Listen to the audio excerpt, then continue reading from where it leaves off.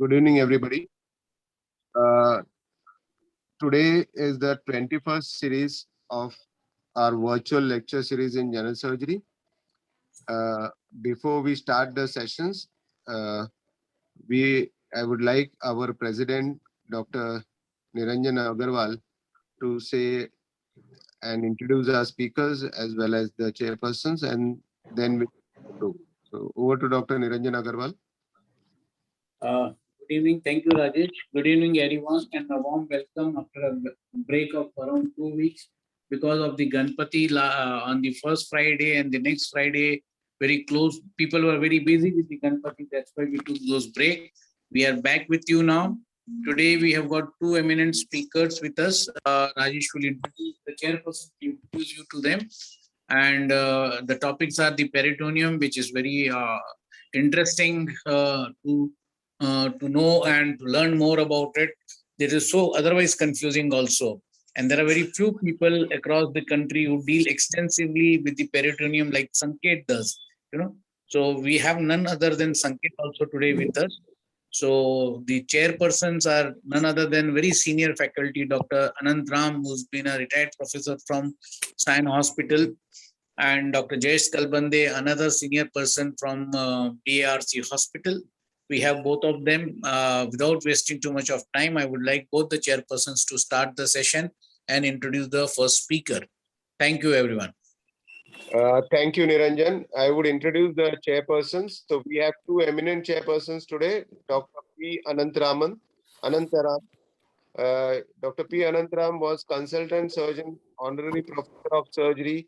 He has retired from LTMG Hospital, Science, professor and head of department of surgery, present, and he has retired from KJ Medical College and Hospital.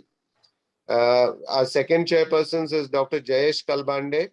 He's a consultant surgeon in DARC Hospital, and he has 15 publications in national journals. Without wasting time, I would request Dr. P. Anantram and Dr. Jayesh Kalbande to take over the session and introduce our speakers. Thank you. Thank you, Dr. Rajesh Yadav, sir. I am really thankful to Mumbai Surgical Society for giving me an opportunity to become a chairperson for this particular event. And I find that it has been a conscious effort by Mumbai Surgical Society to give opportunity to young people and new people, new faces. And I am really thankful to you. So today I will be introducing Dr. Supriya Bhondwe.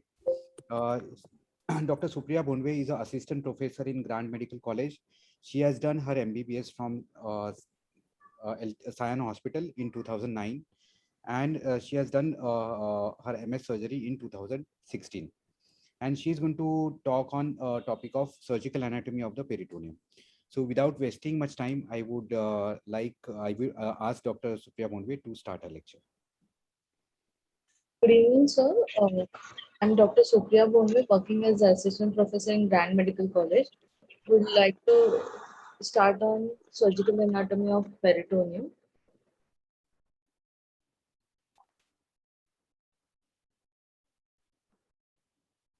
First of all, thank you to the Mumbai Surgical Society for this opportunity. So the peritoneum is developed from the mesodermal layer in the embryo. The foregut, midgut, and hindgut receives its blood supply from celiac axis, so the SMA and IMA respectively. The ventral and dorsal mesogastrium are the parts in the embryo. So during the development, there is rotation of foregut and midgut, such as in the foregut, the stomach dorsal mesentery lies to the left and the ventral mesentery lies to the right of the stomach. There is a 90-degree of the rotation. The midgut, while in the development, it comes out and there is a growing of the small bowel. While returning back to the peritoneal cavity, the midgut rotates around 270 degree and such that the cecum lies in the right iliac flexure, jejunal flexure lies in the left upper abdomen. The peritoneum is basically lined by a single layer of flat epithelial cells, and there is a thin layer of the connective tissue around. Peritoneum has two layers, parietal peritoneum and visceral peritoneum. The greener structure, green outline is the parietal peritoneum, which is developed from the somatopleural layer of the lateral plate of the mesoderm. It lines the abdominal wall, pelvic cavity, and the undersurface of the diaphragm. It is loosely attached and it is sensitive to pain. It derives its nerve supply from the overlying abdominal wall. The visceral peritoneum is developed, the pink line outline, it develops from the splanchnic mesoderm, splanchnic pleural layer of the lateral plate of the mesoderm. It lines outer surfaces of the organs and it is very thickly adherent to the organ. It is sensitive to pain during stretching, distension, or the ischemia of the viscera. It derives its nerve supply from the autonomic nervous system. Peritoneal cavity is a potential space between the two layers of the peritoneum. It is filled by a very thin layer of a serous fluid. In males, it is a closed cavity. However, in females, it opens due to presence of fallopian tube. So this is a cross section of the abdominal cavity. The green part is a parietal, green outline is a parietal peritoneum. The yellow part is a peritoneal sac. So there are multiple, it is greater sac, lesser sac, multiple recesses and ligaments attached. The larger part is a greater sac and the smaller part is a lesser sac. Both of them communicate via foramen of Winslow or a epiploic foramen. There are also small recesses which could be a potential site for internal herniation. So the greater sac is the pink outline structure, which is the majority of the peritoneal space, and it helps in movement of viscera and sliding of the bowel during peristalsis. The lesser sac is relatively a smaller space, which is posterior to the stomach. Its anterior wall is formed by caudate lobe of liver, lesser omentum, and posterior surface of the stomach.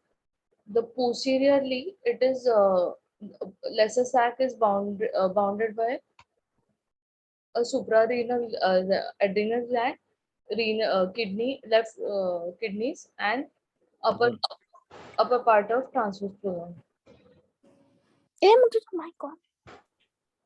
Then there are the peritoneum has some of reflections, and at some places it is condensed to form multiple ligaments. The ligaments of the liver are helpful in suspending liver from the in the abdominal cavity. The ligaments are basically condensation of the peritoneal folds. So the coronary ligament, it is a condensation between the diaphragm and the upper lobe of liver. And the falciform ligament is basically the suspending liver from the anterior abdominal wall. It also contains ligamentum teres, which has obliterated umbilical vein. The coronary ligaments are from the diaphragm.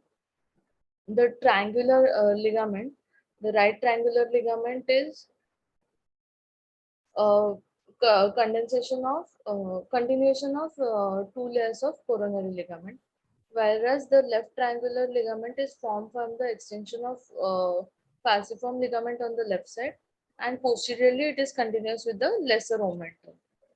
So the hepatorenal pouch of Morrison, that is a area behind the liver, and it is a space between liver and kidney, uh, which is a most dependent area when the person is supine, in the supine position. So this is a site of drainage. There are ligaments which suspend the spleen. The gastrosplenic, splenorenal. The organs are ligament. The name, they are named as per the connection between the two organs, phrenicospleenic and splenocholic. Most of the times these are avascular planes and condensation, but the gastrosplenic and splenorenal ligament, they contain vascular supply to the spleen. Uh, Stomach is attached to the liver, spleen, and diaphragm and colon with the ligaments. So these ligaments are basically they contain vascular structures, and they are important while dissection. Lesser omentum is basically a double layer of peritoneum which extends from the lesser curvature of stomach to the liver.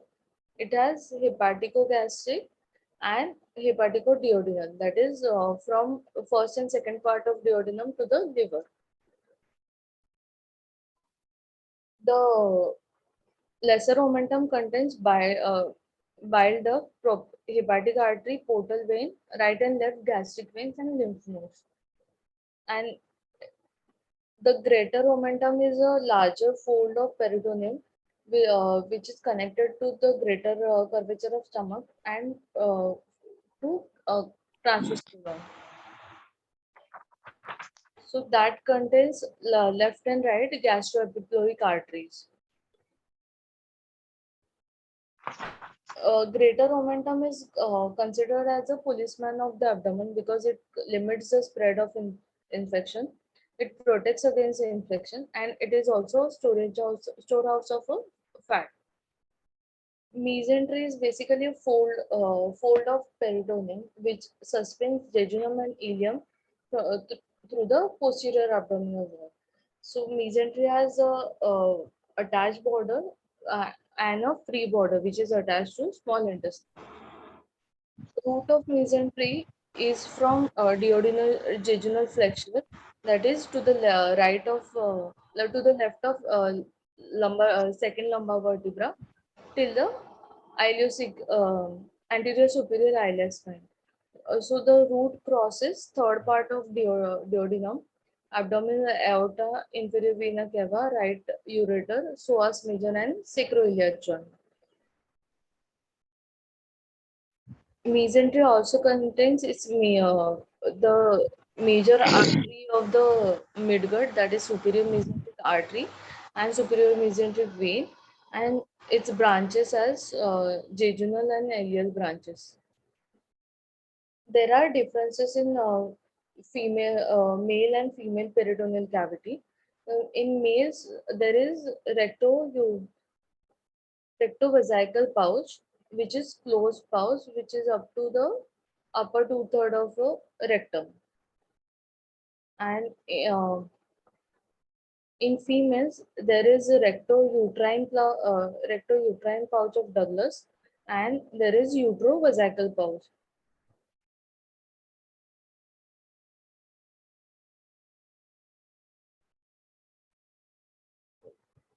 Peritoneum is also divided into multiple compartments, like supracolic compartment, which is above the transverse colon. Infracolic is below the transverse colon. Supracolic is also divided into right and left left supracolic by falciform ligament, and infracolic is divided into right superior supramesenteric and left supramesenteric. So the right supracolic compartment also has spaces like right anterior subphrenic, that is between the diaphragm and the upper lobe of liver, left anterior subphrenic between the left lobe of liver and the diaphragm, and right posterior subphrenic, that is right subhepatic space. So these spaces are limited by the ligaments of the liver. So there is no communication between them. The infrahepatic recess is between the liver and transverse colon. The ligamentum teres is divided into right and left. So the right infrahepatic is basically the hepatorenal pouch of Morrison, which we have seen in the previous slide. And left infrahepatic has anterior and posterior. The posterior is basically lesser side. The infracolic compartment also has right and left paracolic gutter. So these pieces are important while dissection doing hemicolectomies. Duodenal recesses are basically at the level of duodenal jejunal junction. It is because of inferior mesenteric vein entering into with the joining the splenic vein in the peritoneum. There are small pouches and recesses around the duodenum. There is cecal recess because of folds of peritoneum attaching to the cecum. There can be ileocolic, inferior ileocolic, and retroileocolic, superior ileocolic, inferior ileocolic, and retrocolic recess, retrocecal recess. Um, why do we need to learn about peritoneum? So there can be ascites in patients with liver cirrhosis, TB, or malignancy, or other causes of ascites. So in cases of abdominal paracentesis, the sites of paracentesis are um, uh, 2 to 3 centimeter above the anterior superior iliac spine, or just below the 2 centimeter below the umbilicus. So in that case, the patient should have a empty urinary bladder. There can be incidences of obstruction due to internal herniation of bowel loop through the abdominal recesses. uh, the peritoneal abscesses in hepatorenal space, that is in subphrenic, which is most common site is subphrenic abscesses, and in rectouterine pouch or a pouch of Douglas. They can be peritonitis in when the peritonitis is localized, and there is only involvement of visceral peritoneum, uh, or then the pain is localized dull aching. But when there inflammation involves parietal peritoneum, the pain is sharp and somatic in nature because of the nerve supply. So in cases of liver pain of cholecystitis, patient may have pain in the shoulder because of irritation of diaphragm, because the diaphragm is innervated by C3, C4, C5 nerves. In cases of gastritis, the pain can be seen in retrosternal area. In case of pancreatitis, the pain is referred to back. In case of ureteric colic, the pain can be referred to groin or in uh, testicular region.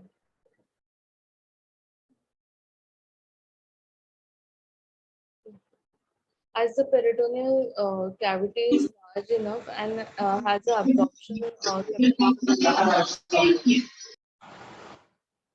has a large absorption capacity. So in cases of circulatory failure, patient can be planned for peritoneal dialysis. A large volume of fluid can be recycled through that.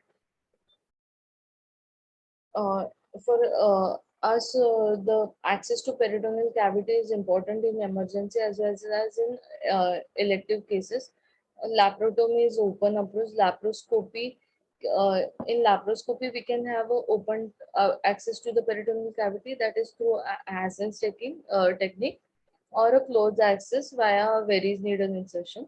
The CO2 gas is absorbed by around 7 to 10 days post-operatively and has a less chance of combustion or thermal injury.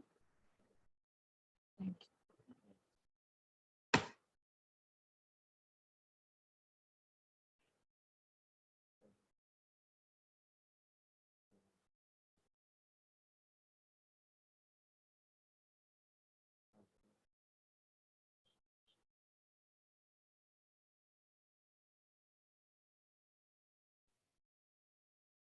Thank you, Dr. Supriya, for such a wonderful lecture.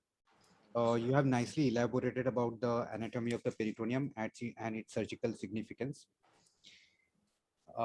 If there are any questions, I think we can take the questions at the end of the lecture. Okay, sir. Now we can move on to the second lecture. I think Dr. P. Anantram sir can introduce Dr. Sanket Mehta. Sir.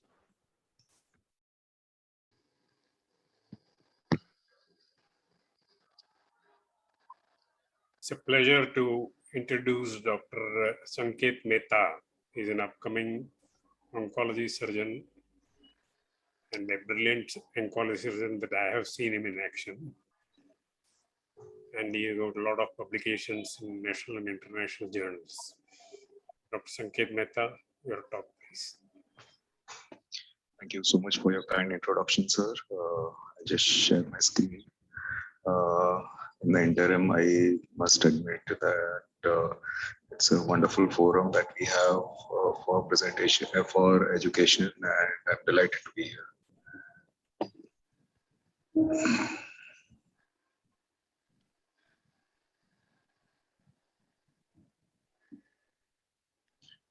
Right. So today I'll be talking about treatment of peritoneal malignancies, and I'll start with a brief introduction. So I got interested in this topic when I went to South Korea for my fellowship, and followed by that in France. Sorry, and I also had an opportunity to train with Dr. Paul Sugarbaker, who is in Washington, D.C., and one of the pioneers in the treatment of peritoneal malignancies. Coming back, we have had reasonable success in this subspecialty. We have a society which currently has a lot of members, and a lot of people now treat peritoneal malignancies with cytoreductive surgery, HIPEC, BIPEC, and various other modalities.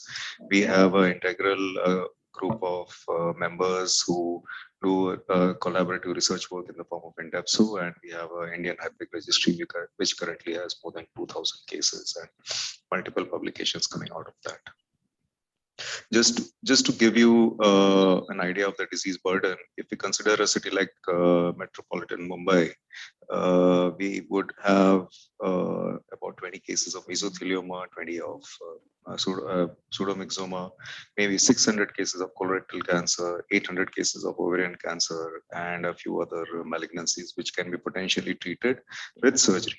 And that a total amounts to nearly 2,000 cases per year, just in Mumbai city alone. So although it might appear that it is an advanced malignancy and not very relevant rare disease, if you consider the case burden, it's quite significant. Coming to the several disease types, we'll start with pseudomyxoma peritoni, which is the quintessential peritoneal surface malignancy. And majority of the pseudomyxomas arise from the appendix, and it is a spectrum of disease ranging from an extremely low-grade pseudomyxoma arising from a low-grade mucinous tumor of the appendix to high-grade peritoneal carcinomatosis. And when we talk about pseudomyxoma, we have to talk about these two large bodies which have had multiple landmark publications. One is the Peritoneal Surface Oncology Group International, and although they have more than 100 publications on this topic, I will be talking about these two major ones which have actually paved the way for treatment. And this is a publication in Journal of Clinical Oncology, which is an extremely highly rated journal, and a mammoth effort with 16 centers contributing data of nearly 2,300 patients, and they showed that with cytoreductive surgery and HIPEC, you have a morbidity of approximately 25%, mortality of 2%, which is very much acceptable, and with a median progression-free and overall survival of 8 and 16 years. So we are talking about years of good survival with just one surgery and no further chemotherapy. Of course, the negative prognostic factors, and this I think need to be dwelt into, is prior chemotherapy. So giving chemotherapy in pseudomyxoma peritoni is absolutely no benefit. In fact, you're doing more harm to the patient. Doing a debulking surgery without HIPEC is associated with a much lower survival. Of course, the extent of the disease is important, as so also is the grade. But one thing that is definitely in our hands is post-operative complications. Post-operative complications actually have a detriment in survival by nearly 30%. So the work needs to be concentrated in centers which are used to dealing with these kinds of cases and which have a high volume. And that's when we can we can improve the survival. Another very important study was done, and this was regarding the learning curve. And if you see, they have used these three criteria to grade the surgeons' rates of optimal site reduction, which determines their surgical skill, the severe post-operative morbidity, which determines the efficacy of the entire unit to treat such cases, and early oncological failure, which addresses case selection. And they found that only 8 out of 33 centers and 6 out of 47 surgeons actually achieved proficiency in less than 100 cases. And this average was 96. In all other, so among all other surgeons, the average was 124 cases. So if you're doing 10 cases every year, you would probably take a decade to overcome your learning curve for cytoreductive surgery in HIPEC. And once again, stressing the importance of concentrating the work at expert centers. One of such expert centers is Basingstoke in United Kingdom, and they have two really landmark papers which I like. This is the first one, which is looking at cases which have already been operated by the same unit, cytoreductive surgery and HIPEC done, and then they had recurrences. About a fourth of them would be operable again. And among these patients, you again have very good 5-year survivals and 10-year survivals. So if the first surgery has been done by an expert center and the disease does recur, we can still salvage about 25% of these patients, which is, I think, a very important message. And the second is that among the patients where a complete site reduction is not possible, as in we cannot completely remove the disease within the abdominal cavity, in an experience center, if a major debulking is done with low morbidity, then these patients can have some meaningful survival in the form of around 39% 3-year survival. So it makes a lot of sense to concentrate this work in high volume centers where the best surgery can be done for these patients. Coming to the next commonest indication, in fact, this was one of the commonest indications for doing cytoreductive surgery in HIPEC until 3 years back. And I say this because now HIPEC has gone out of favor for this disease type, although cytoreductive surgery still is in the armamentarium for treatment of peritoneal metastasis of colorectal lesion. And the reason why this was one of the commonest indication was a result of this randomized trial conducted from 1995 to 2001. And this was published in JCO, which showed that for patients undergoing a complete site reduction, as in no gross residual disease, they had a 41% 5-year survival in patients undergoing the HIPEC. And that's why cytoreductive surgery and HIPEC became the standard of care and remained so for nearly a decade and a half.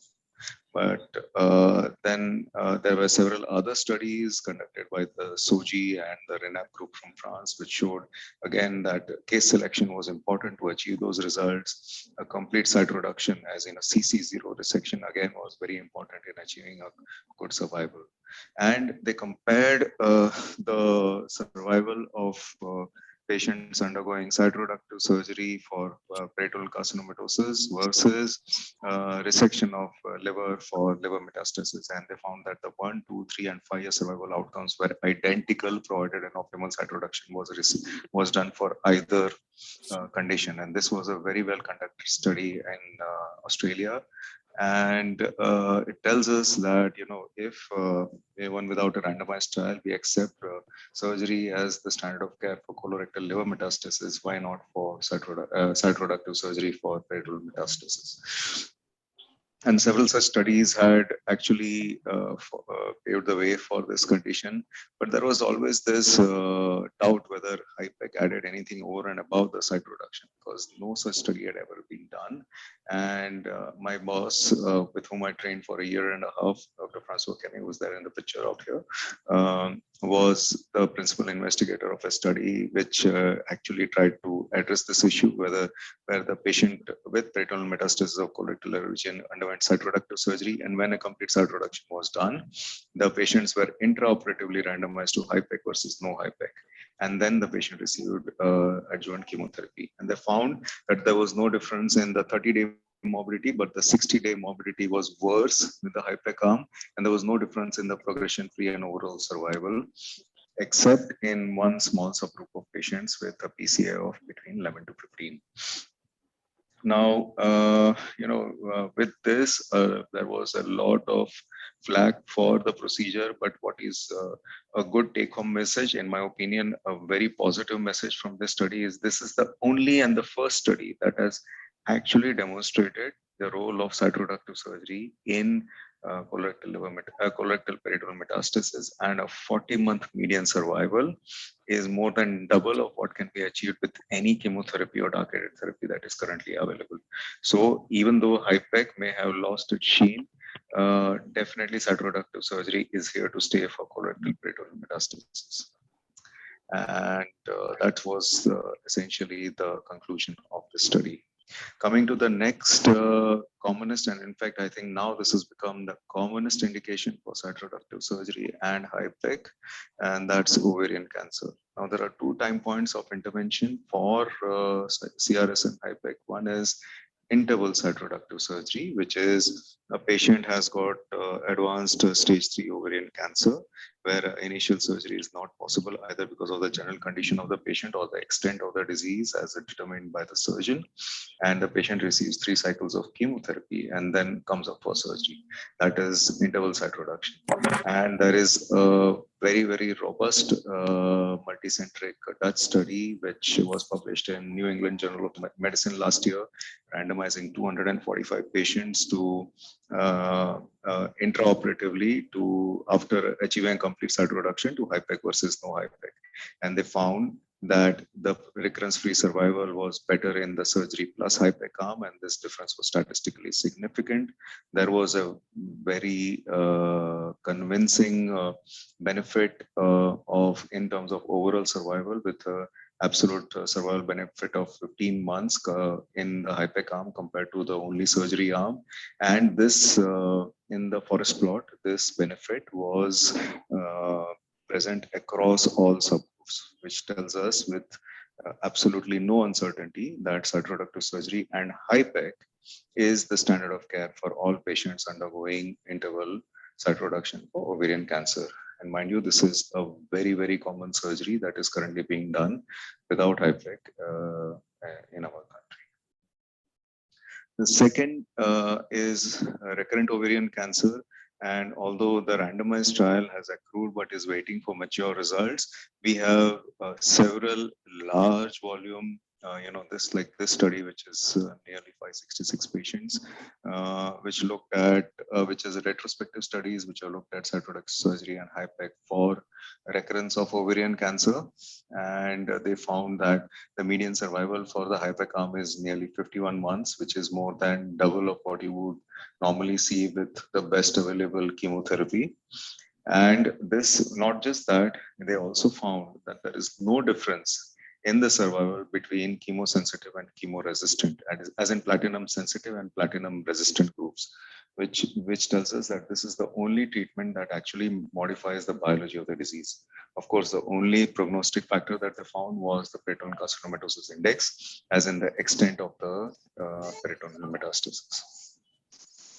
And what about secondary cytoreduction? There was this one study which was published, which showed that there is very marginal benefit of cytoreductive surgery in recurrent ovarian cancer, but no long-term survival benefit. Although there are several criticisms of this study, I think it's probably not the right forum to discuss all this, but I will definitely address the other two trials which have shown that in recurrent ovarian cancer, if you can achieve a complete cytoreduction uh, after adequately selecting the patients, either by what is called as the AGO score, which is a validated scoring system for assessment of operability, then you have a statistically significant survival benefit, and the only thing we need to be careful about is that we should not be leaving behind any disease in recurrent ovarian cancer, because then in fact the detriment to survival is much more and you're doing more harm than good. Similar results were achieved in this other study, which is the SOC1 study, which used a different prognostic model to look at operability, which is the I model score. I think it is important to note, irrespective of the scoring, the different methods of patient selection, adequate patient selection and complete cytoreductive surgery is associated with a significant difference in overall survival in patients with recurrent ovarian cancer, and that is the take-home message from these studies. Coming to the other indication, and that is stomach cancer. Now, I know this might be a surprise, but in an aggressive disease like stomach cancer, can we really treat stage 4 cancers and give them survival benefit? Yes, we can. There are randomized trials which show that. I'll come to this first study, which is a multicentric study, which has shown that in patients with a low disease extent, with a PCI less than 12, if a complete cytoreduction is achieved and then a HIPEC is done, you have modest survival benefit, but most importantly, you have 20% 5-year survivors, which does not exist with systemic therapy alone, and which is very exciting results and an indication for doing cytoreductive surgery and HIPEC. This is another randomized trial, which although it's a very small patient population, but that is because the patient was prematurely stopped by the institutional review board because the survival was dramatically superior in the cytoreductive surgery and HIPEC arm compared to only surgery arm for patients with a low PCI who were treated with this modality.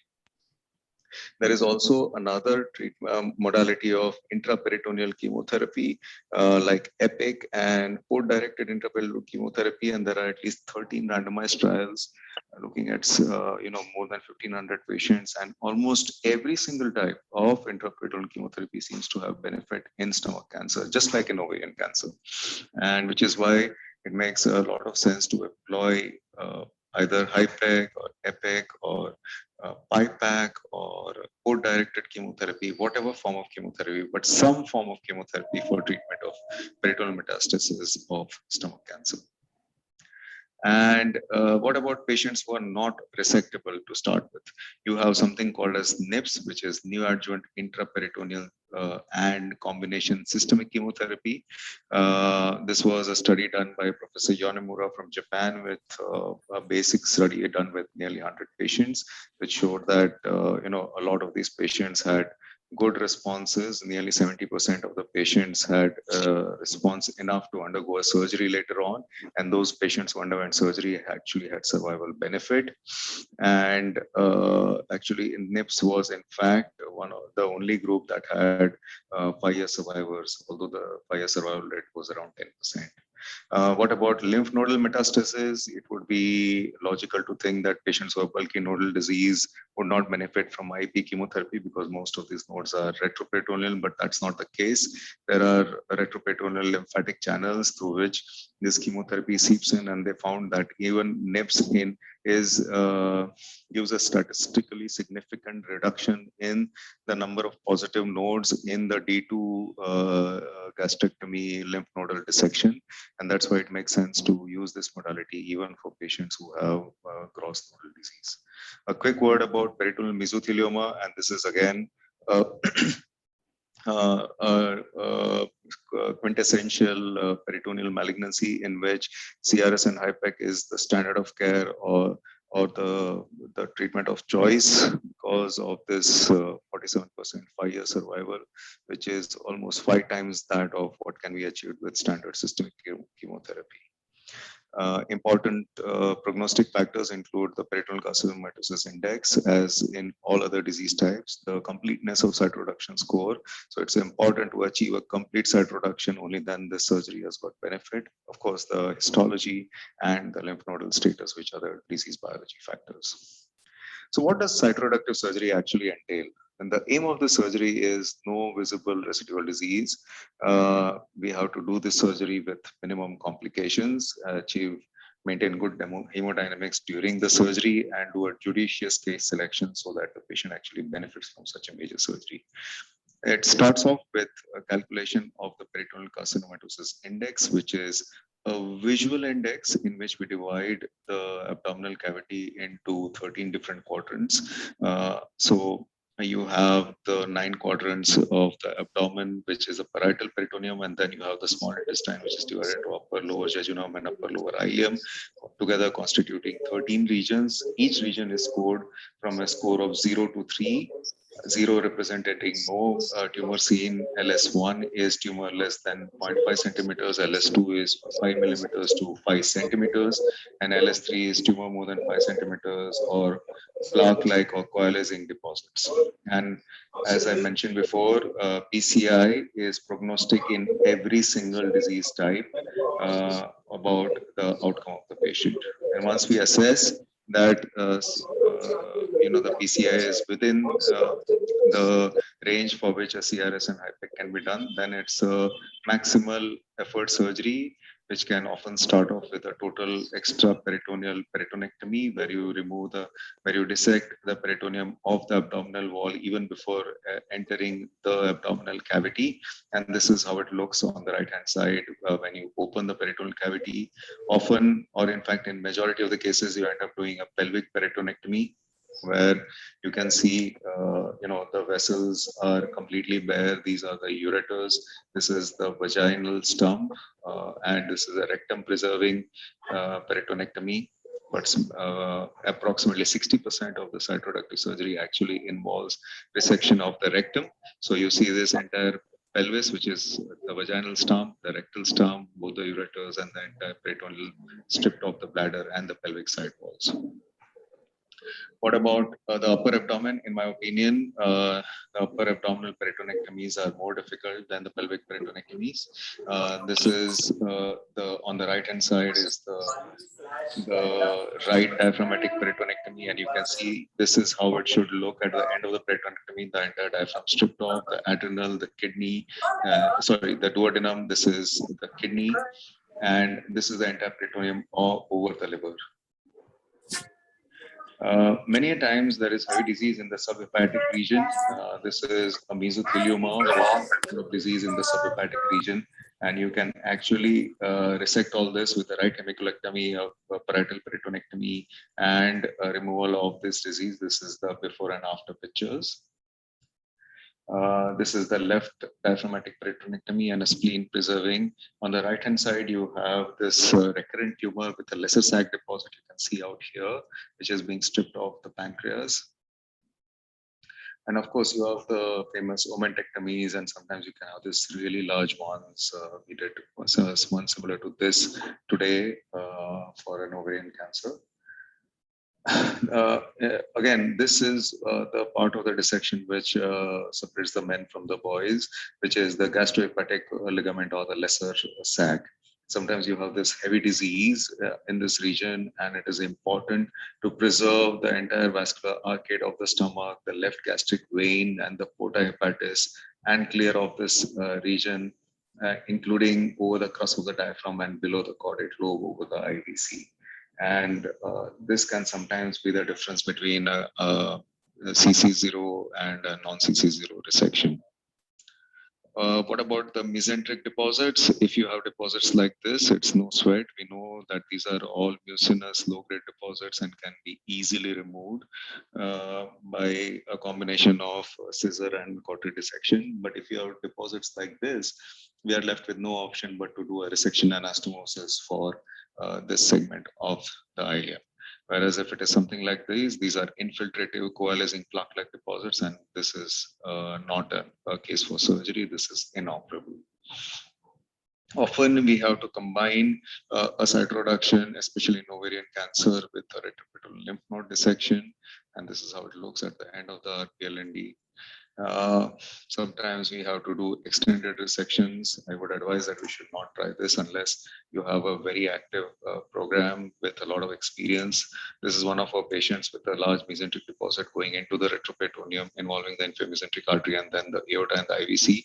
And this is how it looked after the resection with grafting of the aorta and primary suturing of the IVC. We have done at least a dozen of these cases where the deposits are actually infiltrating the pelvic sidewall, and we have to replace the iliac vessels. Sometimes you have to do these complex resections. So this is a patient where we have done distal pancreatosplenectomy with a nephrectomy for this very large deposit out here, along with some peritoneal disease. And this is the SMA and celiac axis completely exposed along with the renal artery. So once this complete cytoreduction has been done, that's when you actually do the HIPEC, which is actually the easiest part of the surgery, often done by the junior most team member who is spraying this chemotherapy while everybody else takes a lunch or a food break. So this is how complex HIPEC is, which is just spraying the chemotherapy in an automated fashion through a machine that maintains the temperature and the flow rate.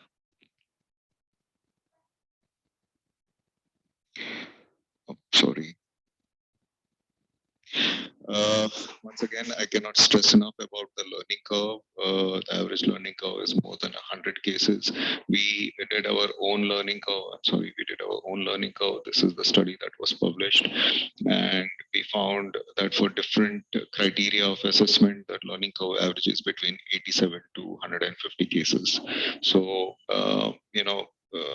it's important that the activity be concentrated in centers where you have a high volume. This is a little bit about our experience, but what is more important is that we have managed to get some really gratifying results with our publications of our original data, right from setting up the HIPEC registry to complications and a review, which was a review article about. Then we have published about finer aspects of grading of pseudomyxoma peritoni and introduced our own grading for intermediate grade PMPs. We have talked about our experience on the learning curve. We have published on pressurized intraperitoneal chemotherapy, about HIPEC for colorectal cancer.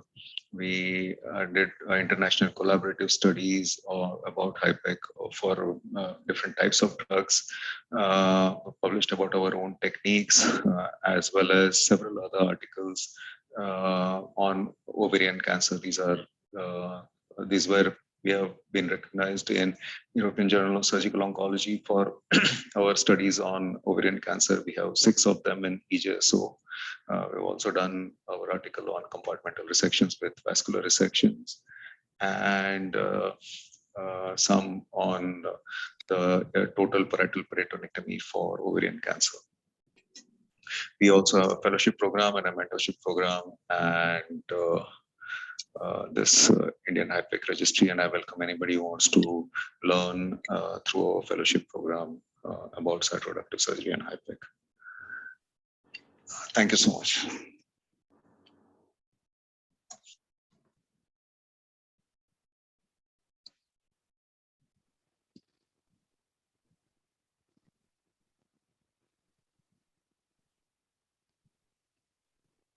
Thank you, Dr. Sanket Mehta. It was really an awesome lecture, and I think most of us are spellbound because of it. And I don't think anybody would be able to ask any question after listening to such a wonderful lecture. Actually, Dr. Sanket, I wanted to ask you a few questions. Actually, 3 of them. Yeah, sure. So the first one is you have said Paul Sugarbaker initially said that we should be doing HIPEC for CA colon. But at the end of your talk, you said that HIPEC is of no use in CA colon, metastatic peritoneal metastatic disease.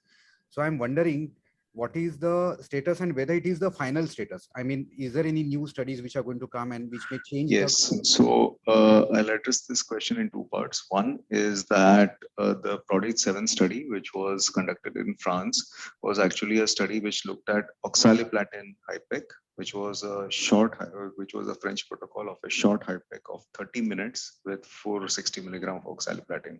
This is only protocol used in France, okay? Whereas the rest of the world, the drug of choice for colorectal metastasis is actually mitomycin C, and which is given for 90 minutes. We know for sure that 90 minutes of hyperthermia has got much greater cytotoxicity by itself over and above that the chemotoxicity, and therefore this study may not be representative of all cases of HIPEC. It is only for the French protocol of 30 minutes of oxaliplatin. The other difference between mitomycin and oxaliplatin is that oxaliplatin is a much higher molecular weight molecule.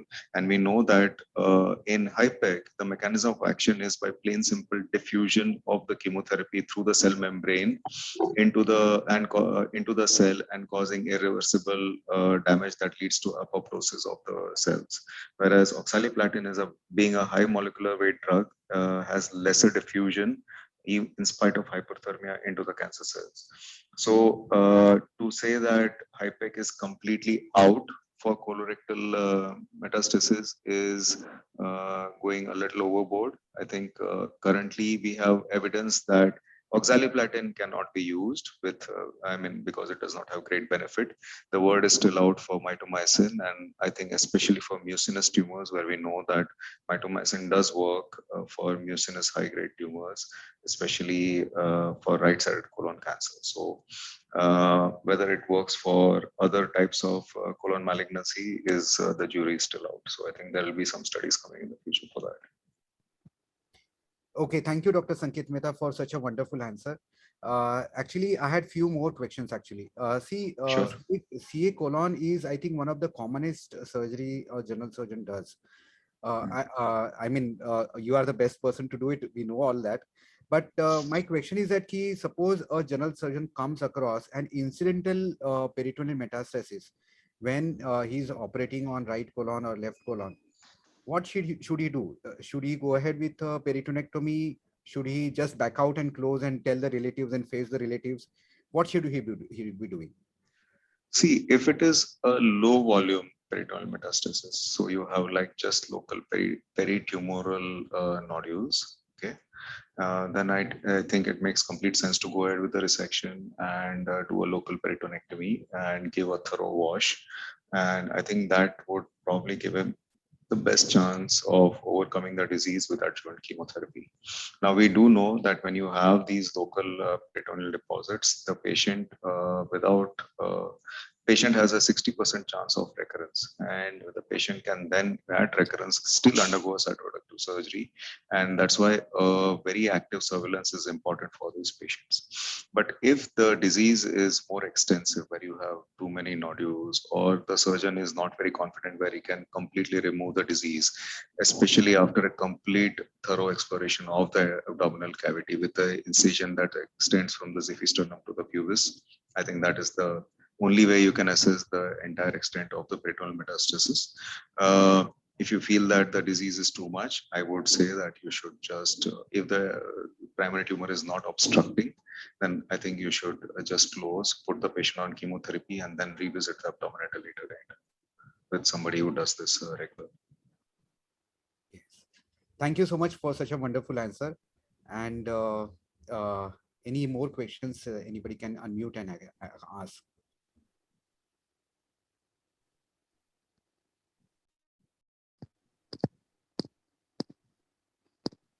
Anandram can add some comments out of his experience. And sir, are you around?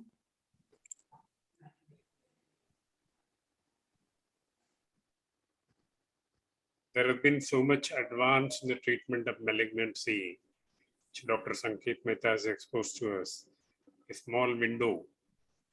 It's been an excellent talk, but there was very little time for him to add more details.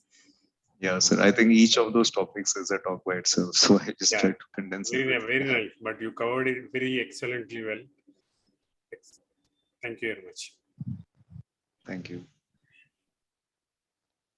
Hi, Rajesh. Anything Hi, from you? hi. Yeah, good. Long time here. Long time, I know. It's a long time. Yeah. Niranjan? Yeah, Yeah, any Hi, sir. questions from Hi. your end? But there are no questions in the chat box, I guess. yeah, there are no questions in the chat box, so I Okay. think we can wind up. Yeah, we Yeah, I kind think of. everybody is preparing for a weekend. So I guess.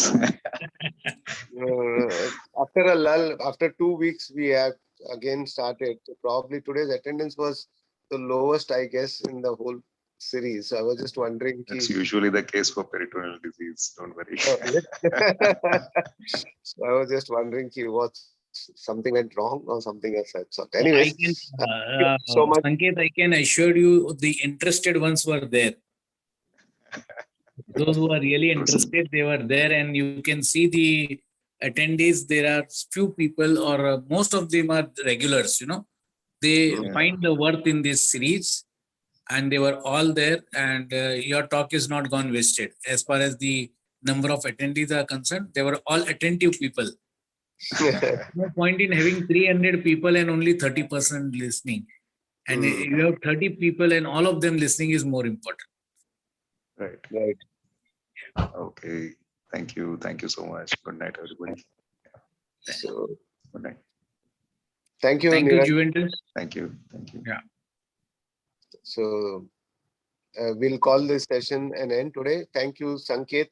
See, Rashmi has already Thank you. mentioned Thank very you for interesting. having me. Rashmi has already given a comment in the chat. Acha. Okay. Okay, Yeah. bye-bye everyone. Thank you. Yeah, thank you. Okay. Thank you so much. Thank you, Thank you. Supriya. Thanks. Thank you, Dr. Bye. Anand Bye. Raman, and Yes. yeah, Thank you, thank sir. you, Jay. Thank you. Thank you. Thank you. Thank you. Thank you Rajesh. so much. Bye. Yeah, bye. Thank you. Bye. Thank you. Good night.